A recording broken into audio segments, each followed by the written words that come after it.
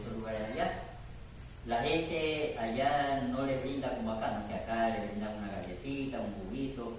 Ellos lo que le brindan es un gran vaso de agua, porque la persona todo el día está deshidratándose por el clima que existe allá. Es muy caluroso. Amén. Entonces ellos lo reciben con un gran vaso de agua, para que usted se refresque y otra vez vuelva, ¿no?, a recuperar algo del líquido que está perdiendo. Amén. Entonces la historia de los profetas es una historia fascinante, muy bonita, que incluso nos anima a leer más profundamente sus libros, a estudiarlos, ¿no?, a profundizarnos más. Nos anima. Amén. Bueno, cuando ya tengan su libro, ahí van a leer. Voy a leerles ahorita solamente de una forma resumida. Los libros de los profetas. Tenemos el libro de Isaías, Jeremías, Lamentaciones, Ezequiel, Daniel, Oseas, Joel, Amós, Abdías, Jonás, Miqueas, Nahum, Habacuc, Sofonías, Ageo, Zacarías, Malaquías, un total de 17 profetas, empezando desde Isaías. Amén. Desde Isaías hasta Malaquías, 17 profetas. Entonces, cada profeta en su época daba un mensaje principal. ¿Por qué se llama mensaje principal? Porque es lo que más se repite en cada libro. Por eso se llama un mensaje principal. Amén. Vemos que en el libro de Isaías, el mensaje que más se repite dice: Dios tiene un remanente para la cual hay un futuro glorioso. Amén. Cada profeta le tocó su ministerio justamente cuando Israel tenía graves problemas. Siempre Dios tenía misericordia del pueblo de Israel y levantaba a alguien que les hable, ¿no?, al pueblo de Dios, que aquel que estaba firme, aquel que era fiel, tenía esperanza. Amén. Jeremías. El mensaje principal en el libro de Jeremías es el pecado, la destrucción y la gloria futura de Jerusalén. Amén. El pecado, la destrucción y la gloria futura de Jerusalén. ¿Qué es lo que quería dar a entender Jeremías? Que por causa del pecado de todo el pueblo de Israel, ellos mismos provocaban la destrucción de la nación. Amén. Pero la esperanza que tenían los fieles es que Jerusalén en el futuro sería una Jerusalén gloriosa. Libro de Ezequiel. La caída de Jerusalén, su restauración y su glorioso porvenir. Amén. Ya en cambio Ezequiel ya estaba más próximo a cuando Jerusalén iba a ser invadido y ser destruido totalmente. Porque hasta esa época, como ellos vivían con los reyes de Israel, vivían en un tiempo en que los reyes gobernaban y su imperio, ¿no? Israel, su nación, pues a veces prosperaba y a veces decaía económicamente, pero era gobernada por reyes, hasta ahí.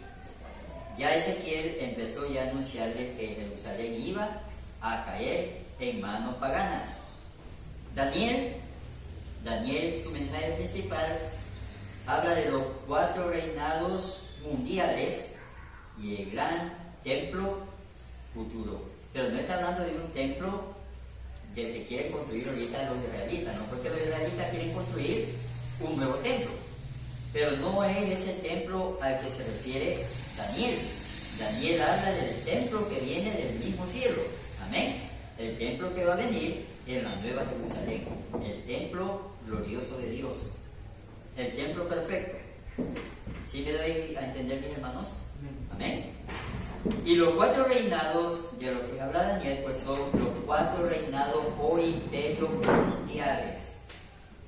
Una vez me preguntaron que si yo creía que, por ejemplo, la Iglesia Católica era o no era un imperio. Yo le digo que sí es un imperio. porque la Iglesia Católica todavía sigue gobernando a través de sus curas y a través de sus altos, ¿no?, jerárquicos de la Iglesia Católica en muchos países. Mire, un imperio vive de los impuestos que cobra de otras naciones. Y aquí en nuestro propio país también, los curas saben mandar cantidades de dinero y de cosas que la gente rica manda para la Iglesia Católica, porque así vive un imperio de lo que le da cada nación. Por eso la Iglesia Católica sigue siendo un imperio. No tiene el poder que tenía antes, amén, cuando era el Imperio Romano, pero sigue siendo un imperio, amén. Incluso las naciones que forman la Comunidad Europea son las mismas naciones que formaban el Imperio Romano. No es coincidencia, ¿no? Son las mismas naciones que formaban el Imperio Romano y ellos se han unido para formar la Comunidad Europea, y entre ellos también está metida la Iglesia Católica. Amén. Veamos Oseas. El mensaje principal de Oseas es: Jehová rechazado por Israel, un día será Dios de todas las naciones. Amén. Entonces, en el tiempo de Oseas, ya el paganismo había tomado más crecimiento en el pueblo de Israel, a tal punto que muchas personas adoraban más cantidad de dioses, creían en las cosas paganas, y eso les hacía rechazar al Dios de Israel, porque les gustaba, ¿no? Generalmente las personas somos de una naturaleza pecadora, así nacemos nosotros.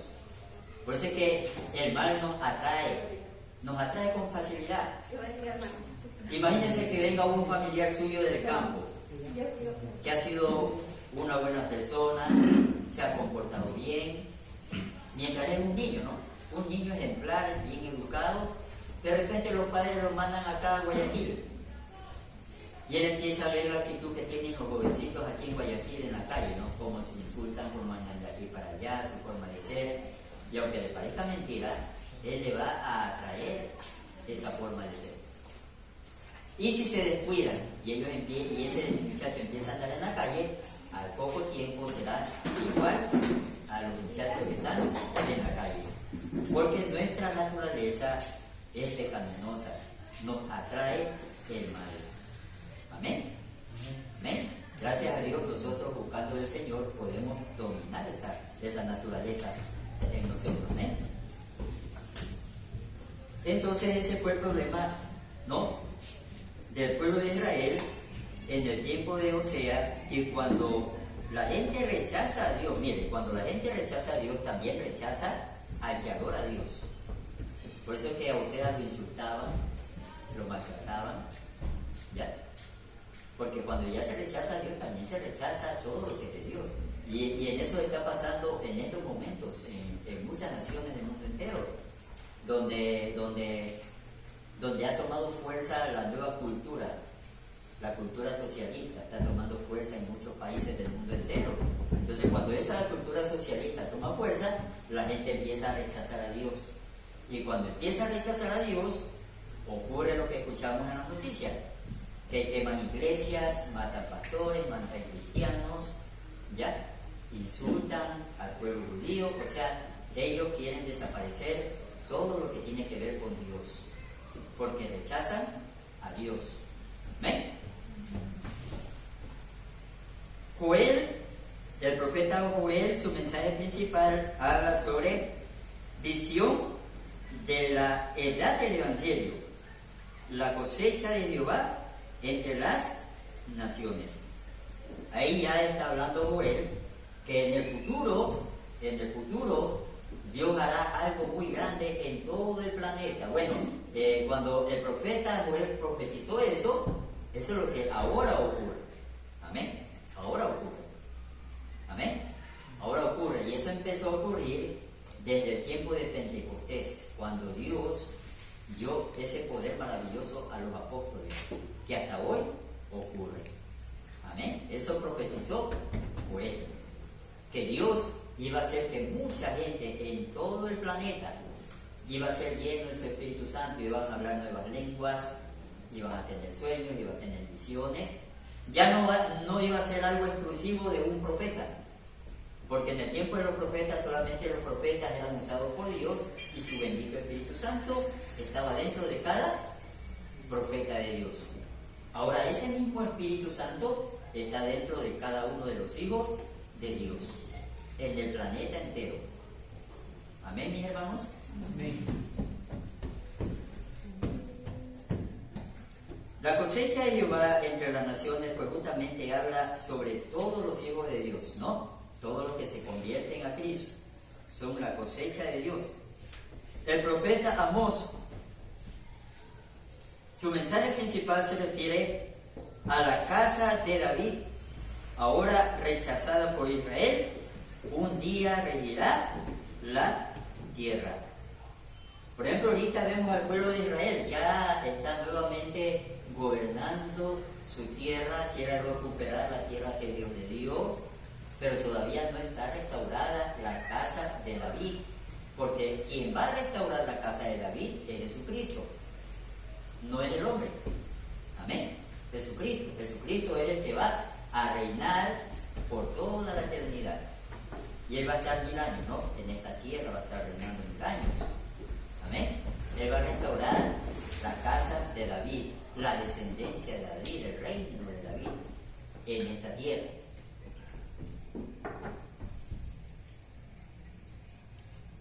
Abdías, su mensaje principal es por su enemistad contra el pueblo de Dios.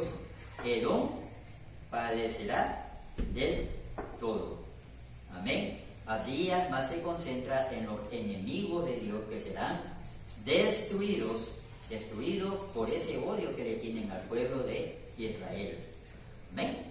Es por eso que Jesucristo dijo que nosotros no tenemos que tener en nuestro corazón rencor ni odio, porque inevitablemente el rencor, el odio que uno tiene en su corazón a veces pasa de generación en generación, porque sus hijos, sus hijas ven que usted tiene rencor u odio a un vecino, a un amigo, a un enemigo. Esos hijos crecen con eso y cuando ellos ya son grandes también empiezan a tener rencor sin ningún motivo a esa persona. Entonces en Israel, en esas tierras de por allá, las guerras siguen. ¿Por qué? Porque eso de generación en generación le traspasan el odio a los niños. Si usted viera los videos donde hay campos de concentración que parecen escuelas, pero no son escuelas, da pena, ¿no? Pero eso sucede en los talibanes y en esos pueblos que son rebeldes, donde cogen niños y los entrenan para matar israelitas desde chiquititos. Ya les ponen uniforme de soldado y ya le dicen que Israel es su enemigo y los hacen practicar con armas para matar en el futuro al pueblo de Israel. O sea que el odio lo siguen traspasando de generación a generación. Amén. Y no es voluntad de Dios que la humanidad se destruya. Más bien Dios quiere que la gente se perdone y que olvide todos esos odios. Pero mientras haya quien va poniendo más carbón al fuego, es imposible que eso termine. Veamos el mensaje principal de Jonás. Dice: vislumbre del interés de Jehová, Dios de Israel, en los enemigos de Israel. O sea, Dios decide perdonar a aquel que se arrepiente de todo corazón. No importa si es enemigo o amigo, sino que Dios está viendo la sinceridad de las personas. Amén. Imagínense un gran pueblo, ¿no? La ciudad de Nínive iba a ser destruida por Dios. Pero ahí vemos el corazón de Dios como es, ¿no? Dios tenía decidido destruir Nínive, la decisión ya estaba dada, pero como ese pueblo se arrepintió, no de boca, porque ahí está la diferencia. Dios sabe cuando el arrepentimiento es de boca, pero ese pueblo se arrepintió de todo corazón, porque decidió cambiar. Su cambio fue tan profundo que el mismo Jesucristo dijo, cuando estaba hablando sobre el juicio de las naciones, Él dijo que ese grupo de gente de Nínive que se había arrepentido se levantará también para juzgar a otros. Imagínense. O sea, fue gente que en verdad se arrepintió y cambió de conducta. Porque ese es el verdadero arrepentimiento. ¿Sí me debe entender? Amén. No es como el marido cuando le dice a la esposa que se arrepiente, ¿no? Sí, yo me arrepiento, te juro que nunca más, y al día siguiente viene con lo mismo. Amén. Ese no está arrepentido. Ese solamente quiere convencerla, ¿no? Porque el verdadero arrepentimiento significa cambio. O sea que cambió de verdad. No lo vuelve a hacer nunca más. Amén. Ese es el verdadero arrepentimiento. Miqueas, su mensaje principal es el príncipe venidero de Belén y su reinado glorioso. Amén. Y aquí hay algo bonito, ¿no? Porque la palabra Belén significa casa de pan. Y él dijo que él era el pan que viene del cielo. Amén. Entonces era el príncipe venidero de Belén. ¿Por qué despreciaban tanto a Belén? Porque Belén no era un pueblito famoso, era pobre, no tenía mucha importancia. Entonces, claro, alguien decía, ¿de dónde nació? De Belén. Ese es como que diga usted que nació de algún pueblito que ni se menciona en Guayaquil. Y usted dice, ¿de dónde será eso? Amén. Entonces, así era en ese tiempo, ¿no? Jesús nació en Belén, ¿y dónde es eso? Dice, ¿no? No es que Belén queda en Judá. En Judá. ¿Y dónde es Belén? Es un pueblito bien pobrecito por ahí. Casi la gente por ahí no va. De repente va. Amén. Pero eso enmarca la humildad de nuestro Señor Jesucristo, ¿no? Que Él decidió nacer en un lugar que era muy humilde. No decidió nacer en Hollywood, no en Nueva York, ni nada de esas cosas, ¿no? Sino en un lugar muy humilde. Profeta Nahum, su mensaje principal es el juicio inminente de Nínive y su desvanecimiento. Aquí se vuelve a mencionar Nínive, pero ya Nahum habla de otra generación, no de la generación que se arrepintió en el tiempo de Jonás. Ya habla de otra generación que se había vuelto a corromper. Amén. Porque la nación que se había arrepentido, hubo unos que empezaron a buscar al Dios de Israel, pero se olvidaron después, ¿no? Y las nuevas generaciones se olvidaron de todo y volvieron nuevamente a su paganismo y a su maldad. El profeta Habacuc, su mensaje principal es la seguridad del triunfo final del pueblo de Jehová. La seguridad del triunfo final del pueblo de Jehová. Amén. Habacuc le decía al pueblo de Israel, aunque falte la comida, aunque estemos sufriendo, aunque seamos perseguidos, el Señor dice que hay un futuro glorioso que nos espera a todos los que creemos en su palabra y lo seguimos. Amén. Es como a nosotros. Nosotros tenemos un futuro glorioso cuando ya nos toque morir, ¿no? Al que le toque morir. Porque solamente Dios sabe cuándo vendrá Cristo. No sabemos, ¿no? Cuándo vendrá. De repente envejecemos, morimos, de repente los niños tocan ver la venida de Cristo. No se sabe. Amén. Pero aquel que camina con Cristo, aquel que es fiel a Dios, dice que tiene un futuro glorioso. No un futuro en carne y hueso, sino un futuro espiritual. Amén. Todo lo que está aquí en la tierra no se compara con lo que nos espera allá arriba. No se compara. Es maravilloso, ¿eh? No le digo más porque yo no he subido al cielo y no he visto. El profeta Sofonías, su mensaje principal es el advenimiento de una nueva revelación bajo un nuevo nombre. Y cuando habla de una nueva revelación, pues está hablando de aquella revelación que Cristo nos trajo, nos dio dio a conocer quién era el Padre, cuál era su voluntad. Más bien Cristo nos dijo específicamente y claramente todo lo que en el Antiguo Testamento dice, pero en forma sombría o media oscura. Cristo nos vino a revelar todo esto. Amén. Para que nosotros ya entendamos cuál es el plan de Dios. Ageo, su mensaje principal es el segundo templo y el gran templo futuro. Aquí ya está hablando de dos clases de templos, ¿no? El profeta Ageo ya está hablando de dos templos.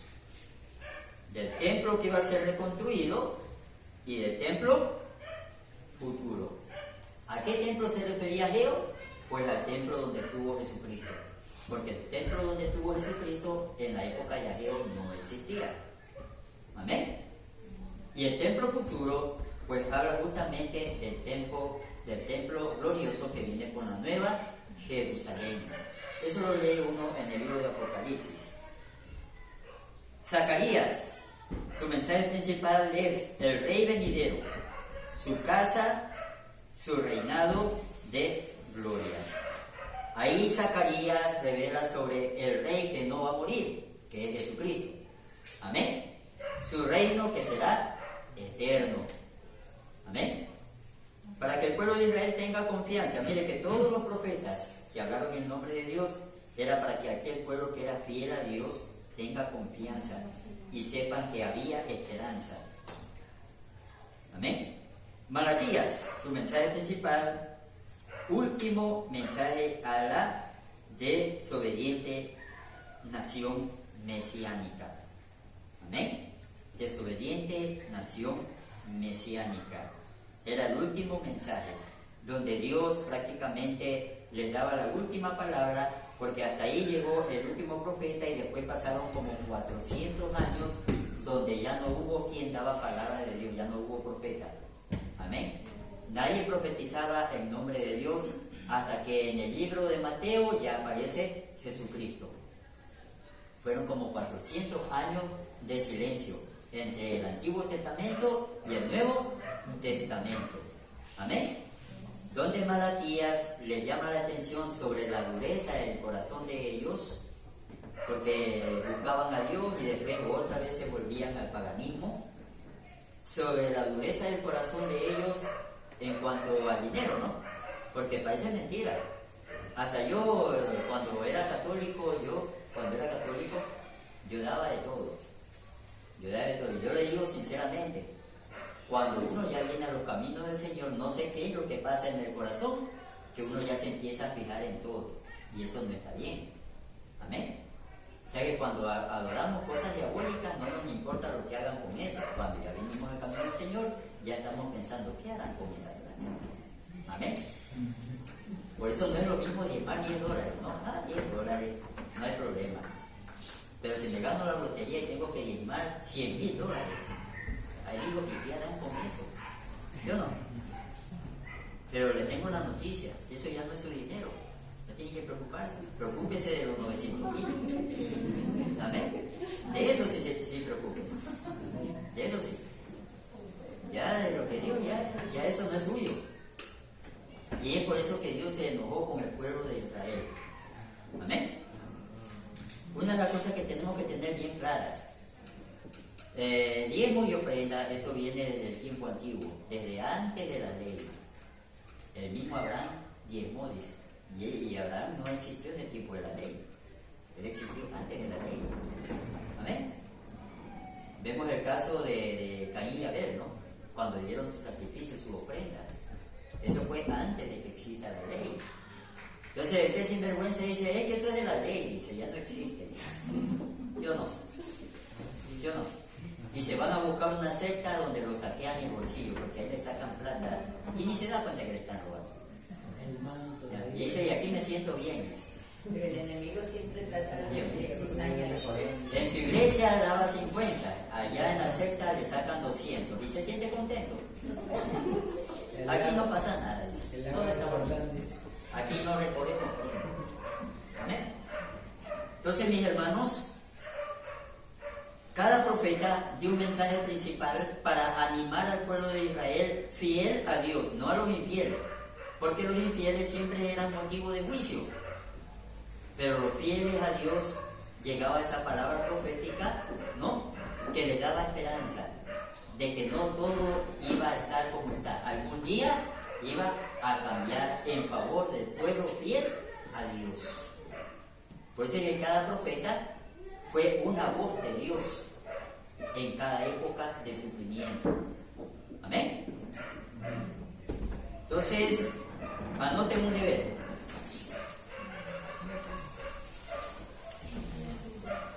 Anoten un deber. La materia se llama los profetas. La materia se llama los profetas. Esa es la materia que yo le voy a dar.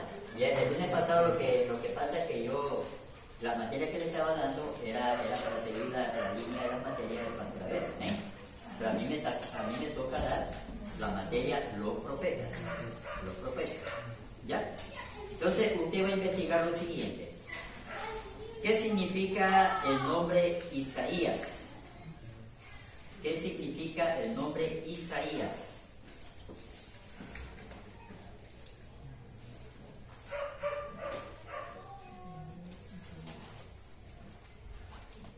¿Qué significa el nombre Jeremías?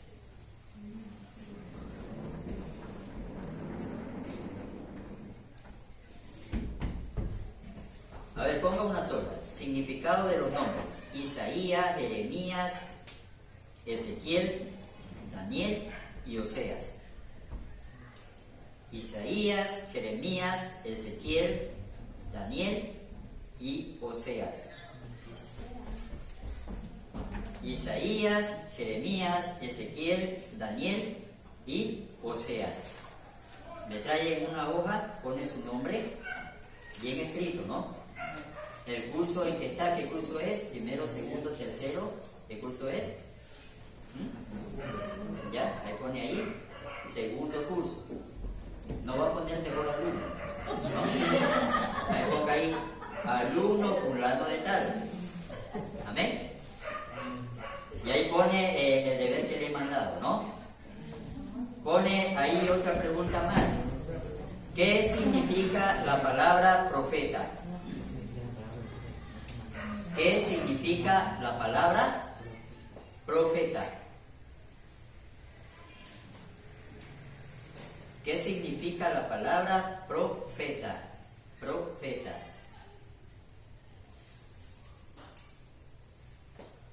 Amén. Y entonces eso me trae para la materia los profetas. Ahora quiero que me diga, pues voy a tomar lista, ¿no? El que no he mencionado al último.